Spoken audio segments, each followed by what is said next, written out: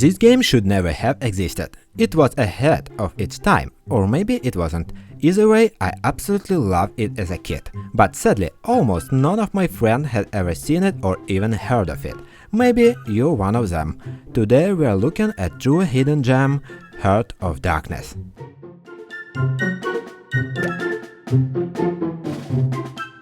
Hey, my name is Percival and on this channel I talk about video games and more. And this time we are covering a very special PlayStation 1 game. Percival, I had no idea games could look this beautiful on such ancient consoles.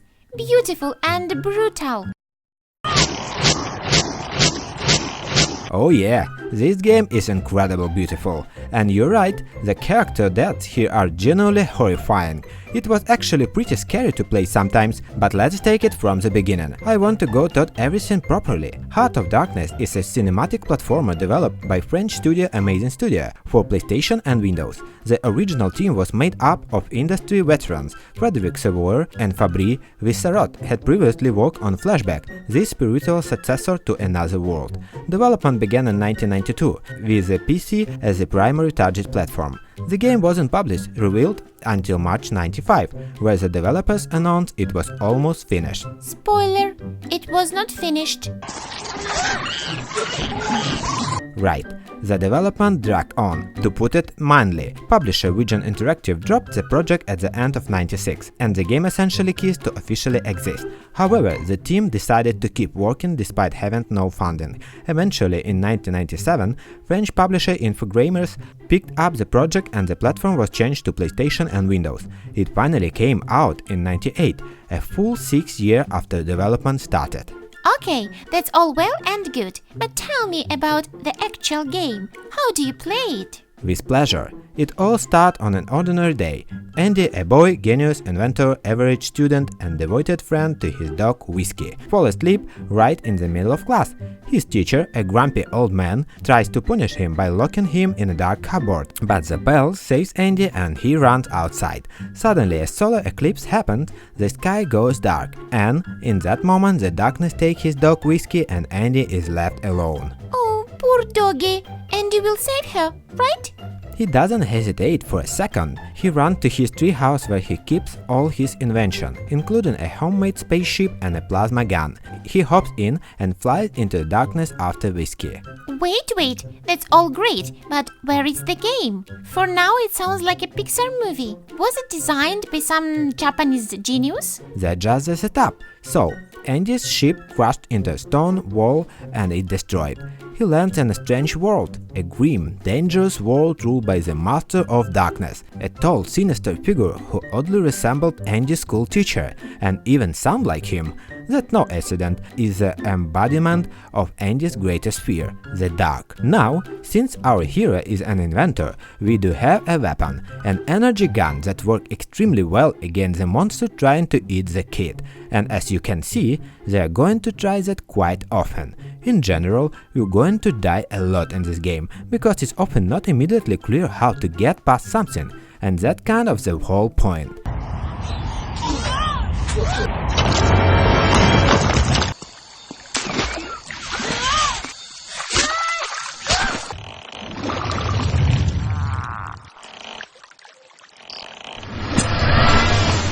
Sure this game is for kids? There must be definitely an age restriction somewhere. You might be right.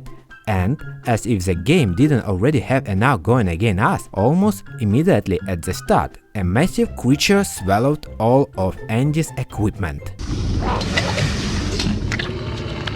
The kid is left completely unarmed and vulnerable, and at that point, all you can do is run from the monsters.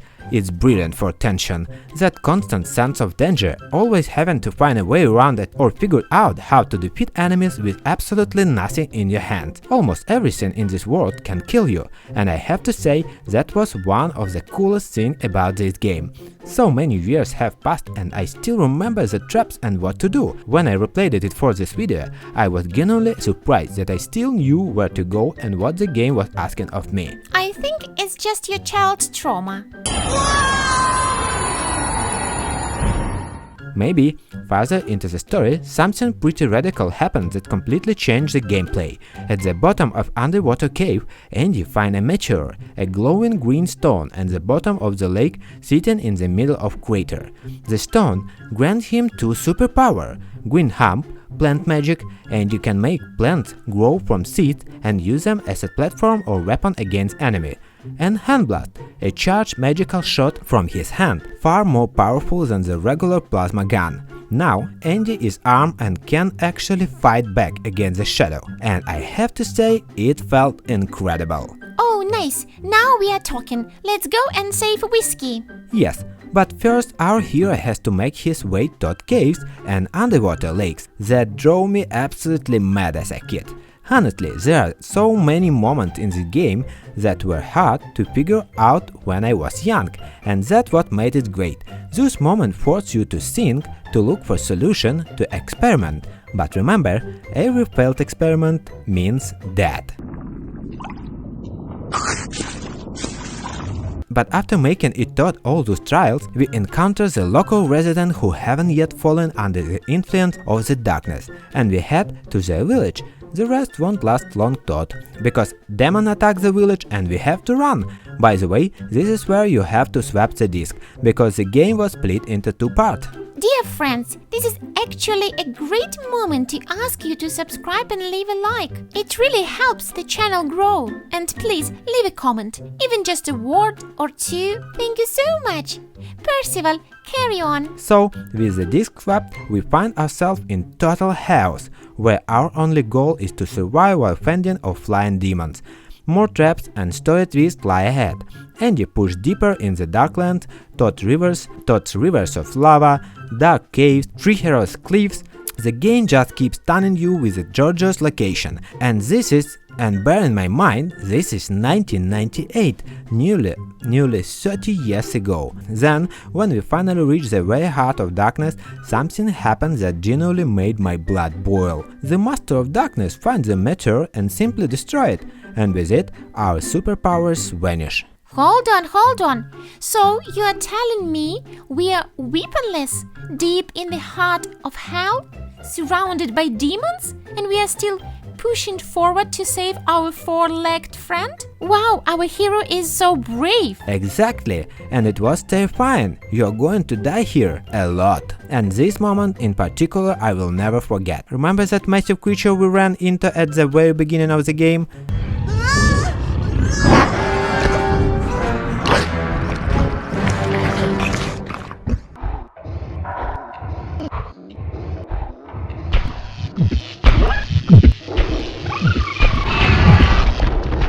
No way! I didn't see that coming! Our little gun is back! Alright, everyone is done for. Whiskey, we are coming! That's right, we are armed again and nothing is stopping Andy now.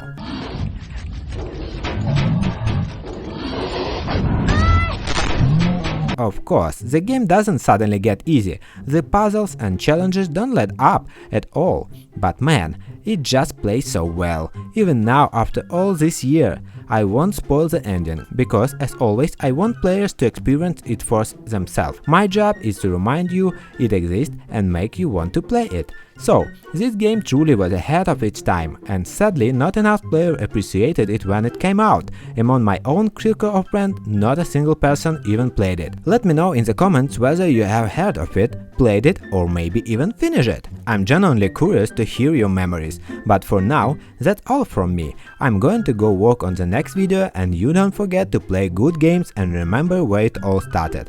This has been Percival. And Busted. Meow. See you in the next one, and bye bye!